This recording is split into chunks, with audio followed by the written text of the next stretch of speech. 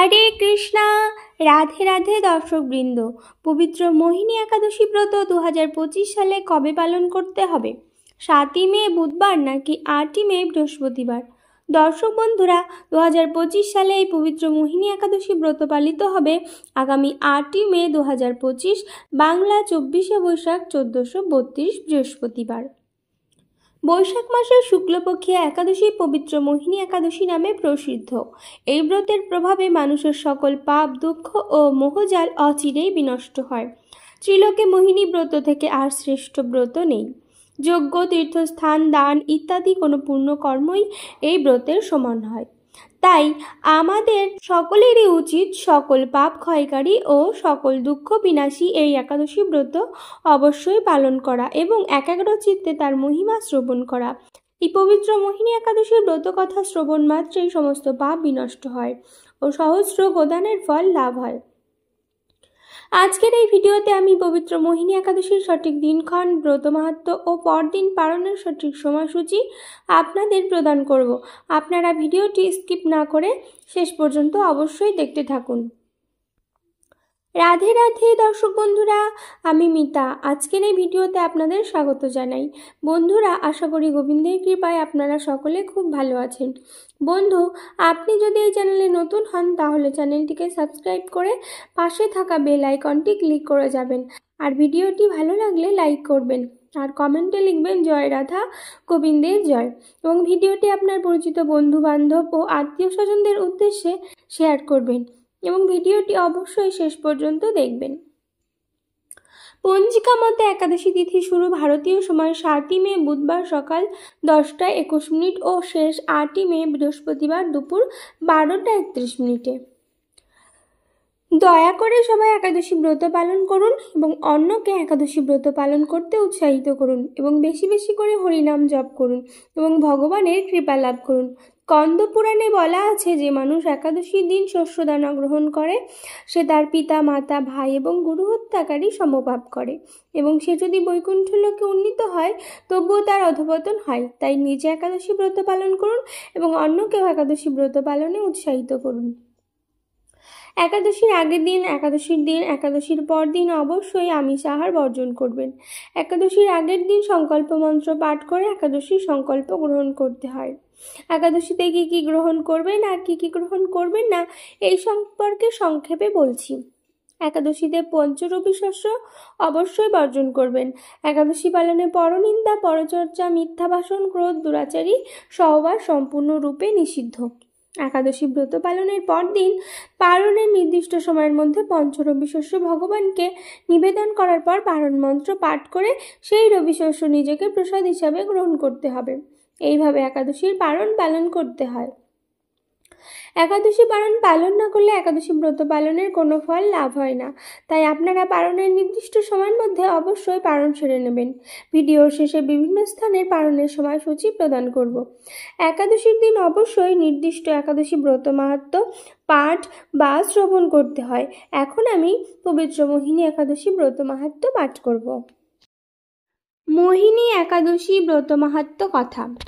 কর্মপুরাণে বৈশাখ শুক্লপক্ষের মোহিনী একাদশী ব্রত মাহাত্ম্য বর্ণনা করা হয়েছে। মহারাজ যুধিষ্ঠির বললেন, হে জনার্দন, বৈশাখ শুক্লপক্ষী একাদশী কি নাম, কি ফল, কি বিধি, এ সকল কথা আমার নিকট বর্ণনা করুন। উত্তরে ভগবান শ্রীকৃষ্ণ বললেন, হে ধর্মপুত্র, আপনি আমাকে যে প্রশ্ন করেছেন পূর্বে শ্রীরামচন্দ্র বশিষ্ঠের কাছে এই একই প্রশ্ন করেছিলেন। তিনি জিজ্ঞাসা করেছিলেন যে, মুনিবর, আমি জনকনন্দিনী সীতার বিরহজনিত কারণে বহু দুঃখ পাচ্ছি। তাই একটি উত্তম ব্রতের কথা আমাকে বলুন, যার দ্বারা সর্বপাপ ক্ষয় ও সর্বদুঃখ বিনষ্ট হয়। এই কথা শুনে বশিষ্ঠদেব বললেন, হে রামচন্দ্র, তুমি উত্তম প্রশ্ন করেছ। যদিও তোমার নাম গ্রহণে মানুষ পবিত্র হয়ে থাকে, তবুও লোকের মঙ্গলের জন্য তোমার কাছে সর্বশ্রেষ্ঠ পরম পবিত্র একটি ব্রতের কথা বলছি। বৈশাখ মাসের শুক্লপক্ষে একাদশী মোহিনী নামে প্রসিদ্ধা। এই ব্রত প্রভাবে মানুষের সকল পাপ, দুঃখ ও মোহজাল অচিরেই বিনষ্ট হয়। তাই মানুষের উচিত সকল পাপ ক্ষয়কারী ও সর্বদুঃখ বিনাশী এই একাদশী ব্রত পালন করা। একাগ্র চিত্তে তার মহিমা তুমি শ্রবণ করো। এই কথা শ্রবণ মাত্রেই সমস্ত পাপ বিনষ্ট হয়। পবিত্র সরস্বতী নদীর তীরে ভদ্রাবতী নামে এক সুশোভনা নগরী ছিল। চন্দ্রবংশজাত ধৃতিমান নামে এক রাজা সেখানে রাজত্ব করতেন। এই নগরীতে ধনপাল নামে এক বৈশ্য বাস করতেন। তিনি ছিলেন পুণ্যকর্মা ও সমৃদ্ধশালী ব্যক্তি। তিনি নলকূপ, জলাশয়, উদ্যান, মঠ ও গৃহ ইত্যাদি নির্মাণ করে দিতেন। তিনি ছিলেন বিষ্ণু ভক্তি পরায়ণ ও শান্ত প্রকৃতির মানুষ। সুমনা, দ্যুতিমান, মেধাবী, সুকৃতি ও ধৃষ্টবুদ্ধি নামে তার 5 জন পুত্র ছিল। পঞ্চম পুত্র ধৃষ্টবুদ্ধি ছিল অতি দুরাচারী।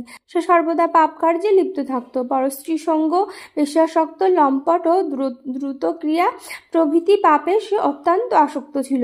দেবতা, ব্রাহ্মণ ও পিতামাতার সেবায় তার একেবারেই মতি ছিল না। সে অন্যায় কার্যে রত, দুষ্ট স্বভাব ও পিতৃধন ক্ষয়কারক ছিল। সবসময় সে অভক্ষ, ভক্ষণ ও সুরাপানে মত্ত থাকত। পিতা ধনপাল একদিন পথ চলছিলেন। হঠাৎ তিনি দেখতে পেলেন ধৃষ্টবুদ্ধি এক বেশ্যের গলায় হাত রেখে নিঃসংকোচে ঘুরে বেড়াচ্ছে।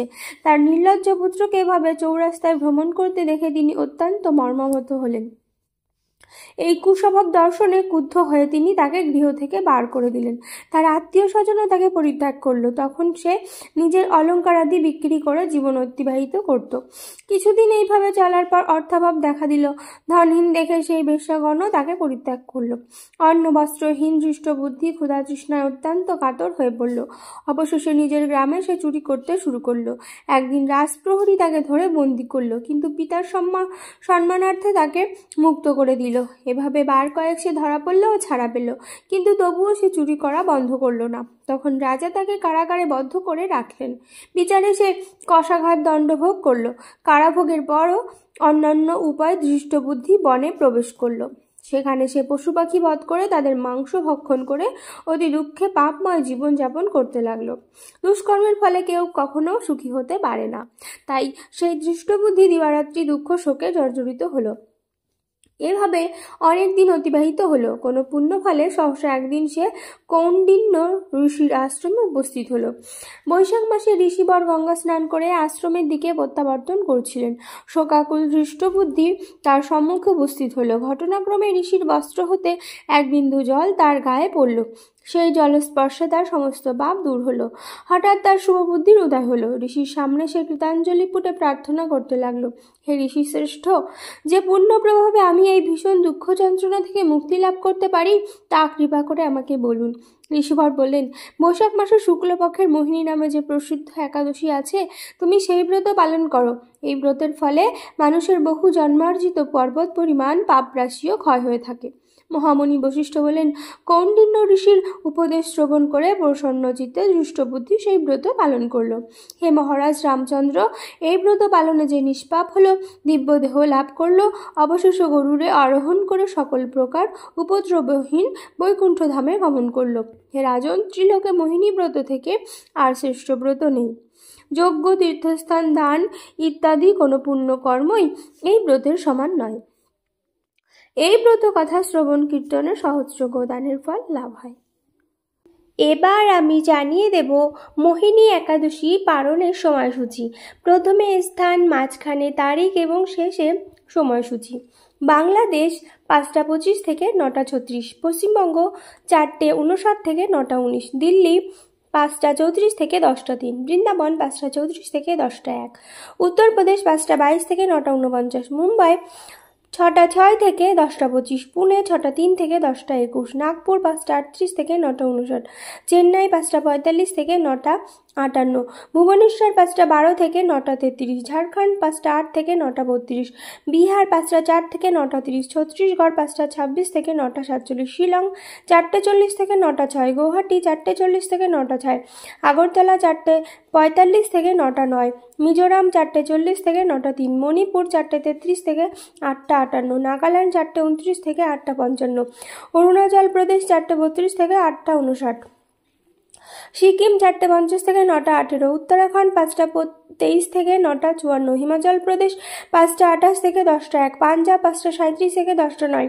হরিয়ানা 5টা 36 থেকে 10টা 6, রাজস্থান 5টা 51 থেকে 10টা 17, গুজরাট 6টা 5 থেকে 10টা 28, মধ্যপ্রদেশ 5টা 37 থেকে 10টা, হায়দ্রাবাদ 5টা 46 থেকে 10টা 3, বিশাখাপত্তনম 5টা 27 থেকে 9টা 44, গোয়া 6টা 6 থেকে 10টা 22, ব্যাঙ্গালোর 5টা 55 থেকে 10টা 9, কেরালা 6টা 3 থেকে 10টা 14, জম্মু কাশ্মীর 5টা 36 থেকে 10টা 10, আন্দামান 5টা 4টে 57 থেকে 9টা 9, নেপাল 5টা 18 থেকে 9টা 46, ভুটান 5টা 16 থেকে 9টা 44, শ্রীলঙ্কা 5টা 54 থেকে 10টা 3, মালদ্বীপ 5টা 53 থেকে 9টা 59, মায়ানমার 5টা 32 থেকে 9টা 52, পাকিস্তান 5টা 11 থেকে 9টা 46, মালয়েশিয়া 7টা 2 থেকে 11টা 7, সিঙ্গাপুর 6টা 55 থেকে 10টা 59, ইন্দোনেশিয়া 5টা 53 থেকে 9টা 50, ব্রুনেই 6টা 7 থেকে 10টা 13, থাইল্যান্ড 5টা 53 থেকে 10টা 7, কম্বোডিয়া 5টা 38 থেকে 9টা 50, ভিয়েতনাম 5টা 21 থেকে 9টা 42, ফিলিপাইন 5টা 30 থেকে 9টা 45, তাইওয়ান 5টা 12 থেকে 9টা 37, জাপান 4টে 41 থেকে 9টা 19, দক্ষিণ কোরিয়া 5টা 28 থেকে 10টা 8, বেইজিং 5টা 5 থেকে 9টা 49, হংকং 5টা 46 থেকে 10টা 8, অস্ট্রেলিয়া 6টা 46 থেকে 10টা 15, নিউজিল্যান্ড 7টা 16 থেকে 10টা 36, দুবাই 5টা 42 থেকে 10টা 2, সৌদি আরব 5টা 12 থেকে 9টা 37, বাহরাইন 4টে 54 থেকে 9টা 21, কুয়েত 4টে 59 থেকে 9টা 29, কাতার 4টে 52 থেকে 9টা 17, ওমান 5টা 27 থেকে 9টা 51, সুইজারল্যান্ড 6টা 2 থেকে 10টা 58, ফ্রান্স 6টা 17 থেকে 11টা 17, নেদারল্যান্ড 5টা 54 থেকে 11টা 3, বেলজিয়াম 6টা 2 থেকে 11টা 7, স্পেন 7টা 4 থেকে 11টা 28, পর্তুগাল 6টা 30 থেকে 10টা 28, লন্ডন 5টা 17 থেকে 10টা 24, আয়ারল্যান্ড 5টা 35 থেকে 10টা 28, মালি 6টা 8 থেকে 9টা 28, নাইজেরিয়া 6টা 11 থেকে 10টা 21, মিশর 5টা 5 থেকে 9টা 36। দর্শক বন্ধুরা, আশা করি ভিডিওটি আপনাদের খুবই উপকারে আসবে। আর ভিডিওটি ভালো লাগলে লাইক করবেন আর কমেন্টে লিখবেন জয় রাধা গোবিন্দের জয়, এবং ভিডিওটি আপনার পরিচিত বন্ধু বান্ধব ও আত্মীয় স্বজনদের উদ্দেশ্যে শেয়ার করবেন। সকলেই ভালো থাকুন এবং সুস্থ থাকুন এই কামনা রেখে আজকে এখানেই শেষ করলাম। নমস্কার, ধন্যবাদ। ঈশ্বর আপনার মঙ্গল করুক। জয় শ্রীকৃষ্ণ, রাধে রাধে।